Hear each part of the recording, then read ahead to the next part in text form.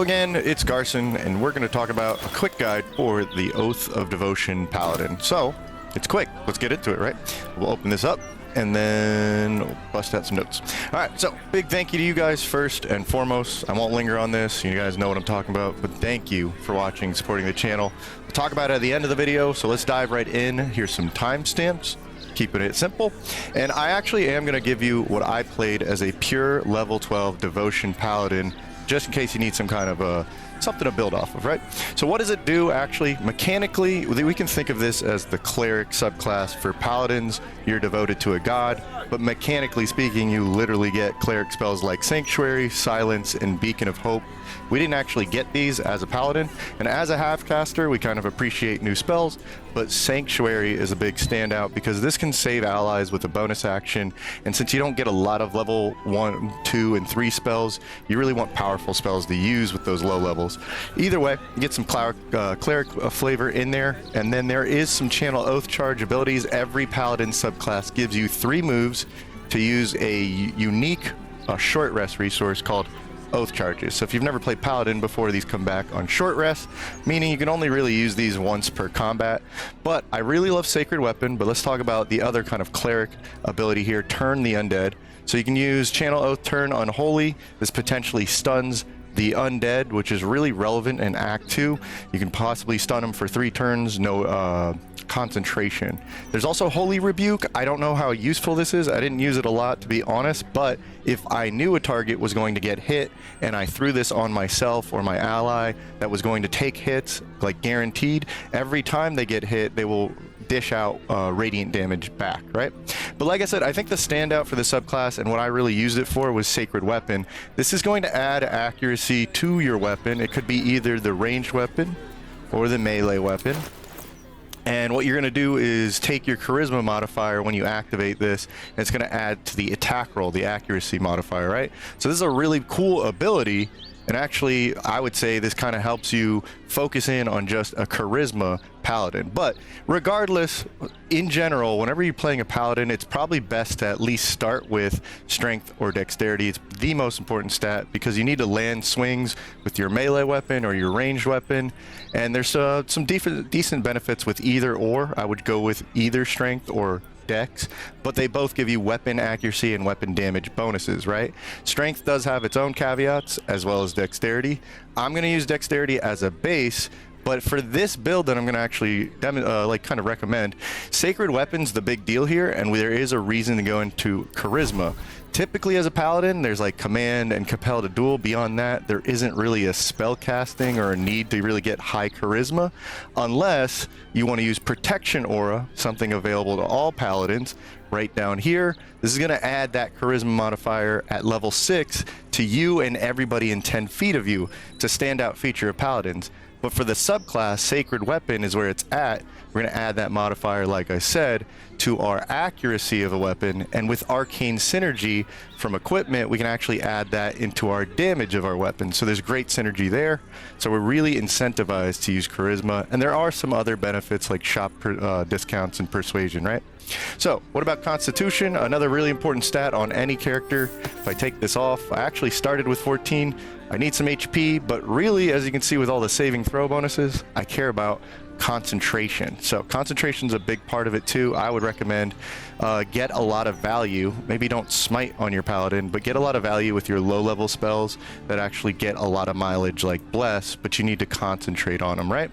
So let me give you a build example I ran through honor mode. This is the Blessed Blade. You can kind of imagine what the whole point of the character is. It's just bless, bless, bless, bless, bless. Bless is excellent, especially in honor mode, to give you and 2 others a better chance at hitting their strikes. It gives you more accuracy, and it also gives you more saving throws across the board, which could help you concentrate on Bless, funny enough, and then helps your allies and you dodge fireballs, hold person, lightning bolts, all that stuff. So we're going to use also the Falara Louv Sing ability, and Falara Louv, for what it's worth, is excellent because it works with dex or strength. And as a paladin, we can get this weapon pretty easily because there's some dialogue bonus checks for being a paladin. So anyway, the whole point of this build is we're not really smiting.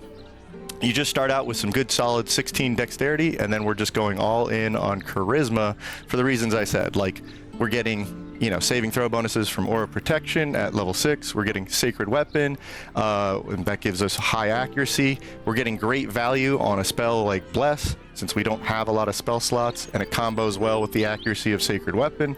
And we're just going to enhance ourselves and allies and protect them. Like, it's the Paladin's Paladin, and I had tons of fun playing this myself.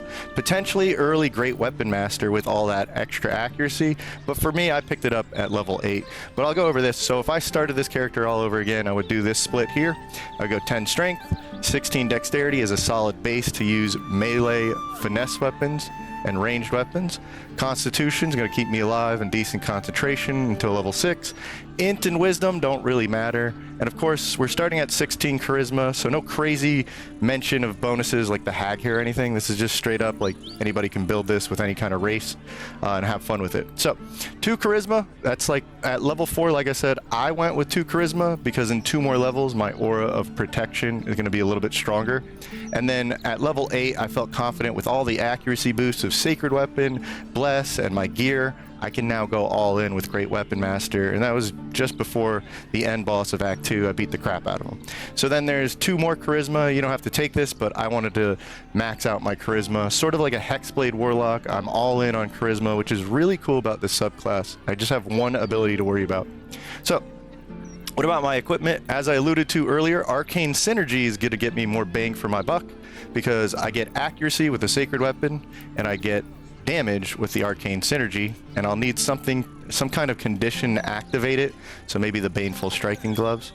I did Protection Cloak, and you'll see with the Protection Ring, I'm clearly going for saving throw bonuses, so I can maintain concentration on that Bless, and also Armor Class to keep myself, when I'm two-handing a weapon, the more Armor Class I have, the less vulnerable I am in the front line.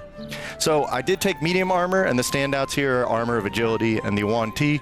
They have great Armor Class thanks to Dexterity and the base, and they usually have some kind of bonus like saving throw bonus. There it is again. In the early game for gloves, I highly recommend Heroism since I'm recommending using Sacred Weapon all the time. You're getting a huge accuracy boost, but then you're also getting Heroism for free. Heroism, simply put, if I don't have to cast it with a spell slot and concentrate on it, I'm just getting it when I get Sacred Weapon. It gives me temporary HP, which keeps me alive in the front line in the early game. But later on, like I said, I needed some kind of way to activate the Arcane Synergy Diadem.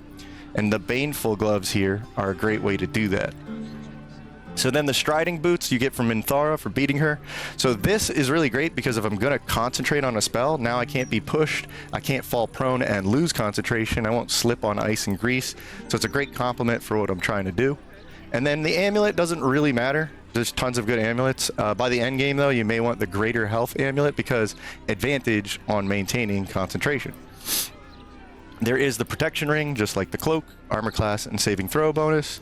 And then there's the Free Action Ring, which is I can't be paralyzed, restrained, and I don't get slowed down on difficult terrain, which combos really well with the boots. And then the Falar Luve is the big standout, because like I said, it's easier to get on a Paladin with good Charisma. The little dialogue check there to pull it out of the stone. And then also, it's a finesse weapon, so it works with strength or dexterity. And then it has some cool features. A lot of people know about the Shriek, but I don't feel that people know about the Sing. Sing will not work on you, but it is an additional bless to every one of your allies in a 20-foot radius, which is great with the protection aura in a 10-foot radius. So standing near your allies really feels heroic and paladin-like and gives them a lot of bonuses on saving throw and even accuracy. So then the ranged weapon, I can use a ranged weapon. I have a solid dexterity score. I can even use Sacred Weapon with a ranged weapon. But I'm going to use the bows that give you initiative, awareness in the early game, and upgrade to Hellrider in the late game. And of course, I'm going to use Heroism because more Bless. This does stack with the Bless effect. It's literally the Bless effect all day. More accuracy, more saving throws. I use this all game on my Paladin. So how do I actually play this? Let's get this out of the way. If you've never played a Paladin, get ready to break your oath. Not really. It's kind of obvious what you would break your oath with. Don't be a murder hobo. Don't attack yellow neutral targets. If I turn on the outlines, see all these yellows? Don't attack them. Don't be a jerk. Don't take stupid bad guy choices. And if you're playing a dirge, don't take the bad dirge choices, or you should probably not bring this on your dirge run. Definitely consult with the wiki though. I was unsure on a lot of things. I still ended up breaking my oath like 2 times, and it got to a point where if I broke it again, I couldn't get it back because it's just way too much cash without doing some cash or gold exploits or mods. So just be careful with your oath. That out of the way, we'll keep it really simple. How you play this is it's not really smiting focused. You can smite. I even have a video about double smiting, and that's something viable for even pure paladins later on by doubling down on blinding smite and doing a reaction divine smite. Pretty cool, but we're not really smiting on this. Like I said, for most of the game, you will have this awesome accuracy boost from Bless on you and your allies, enhancing them and even getting saving throw bonuses. And then you'll use the charisma you're investing in to make your weapon way more accurate, way more accurate. So again, you just have to focus on that single charisma modifier bonus. And ideally before battle begins, you'll probably know, even in Honor and Tactician, when a battle's coming up. Since this uses an action and this uses an action, you should definitely cast these before battle, and then you'll still have like 8, 7 on average turns going into the fight. Best case scenario, all 10 turns, right? So short rest before, like after battles. If you think about it, you have enough level 1 spell slots and enough oath charges that come back on short rest. So in between battles, just short rest, get your sacred weapon back. And so what I would do is just go between battles, and I'd have about 3 battles in a long rest period before I long rest. And that way I don't have to blow everything on one smite or a whole smite party, right? So I get actually a lot of long rest value doing this combo and short resting here and there. Definitely once you're level 6, and if you want to use the sing ability of your sword, position yourself in a way that you're 10 or 20 feet near allies and you're protecting them with the aura. This is going to help. The saving throw bonuses helps them with dexterity saving throw, is going to keep them from getting firebolted or fireballed or lightning bolt. Constitution is going to keep their like haste or whatever concentration spell from getting knocked down, or just preventing them from getting hit with like hold person or any dangerous control spells. So this is really great. You're protecting your allies. And worst case scenario, there's a really nice combo because you can sanctuary someone from afar using sanctuary, your level 1 spell. It's a bonus action. There's no concentration.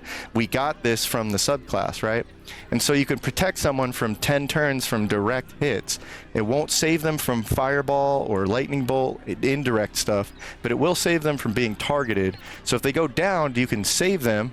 And then when you can get to them, you can lay on hands. Considering that's a bonus action and an action combo, and that's pretty good. All in your own class and subclass, you can have a really nice combo to save your allies. In Act 2, just keep in mind there could be instances where instead of Sacred Weapon, use Turn the Unholy to stun a lot of undead around you. So control on the battlefield is one of the best things in this game. There's also Divine Sense. Divine Sense, every Paladin gets this right at the start. So every short rest, you can get 2 turns of advantage on attack rolls against Fiend and Undead. And there is protection from evil and good, which is excellent in the final boss of Act 2, because you cannot be frightened and that boss will have disadvantage, so you can feel like a heroic paladin fighting the boss. Then in Act 3, you actually get free smites, because at level 11, if you stay in Paladin, it's a 1d8 radiant on every single melee attack, and this will stack when you go to actually smite if you want to smite. And like I said, it's more viable since you have the level 2 and 3 spell slots, and we're already using our level 1 spell slots on Bless. We can actually maybe blow our load with level 2 and 3 by going in for a double smite, which is blinding smite, and using a reactionary divine smite on top of it when we really need hits. But we have more spell slots to do this. Otherwise, I really wouldn't focus on smiting, but just something to mention. So yeah, I appreciate you guys watching. This was a quick guide. Hopefully this gives you enough to dive into, hopefully, honor mode and play it. I have other subclass guides for you guys. I appreciate you watching. And then if you want, I have full honor runs where I play builds like this. I have playlists, so I'll link one of them in the description. And just join the stream, because I'm always playing pure builds, multi-class, your recommendations, my crazy ideas. And I'm on YouTube and Twitch, so I'd love to see you there live. You can ask questions if you were confused about anything. And the member support. Thank you to the members who drop just a single $1 on YouTube. I really appreciate you, because there are clips in there, just extra funny stuff. There are some like build catalog demos, not like full videos going over everything, but just examples. And then there's addendums. There could be an addendum to this video just to explain the build in a way more detail, right? So thank you guys so much for watching. This was a quick guide, and I'll get on out of here. See you in the next one.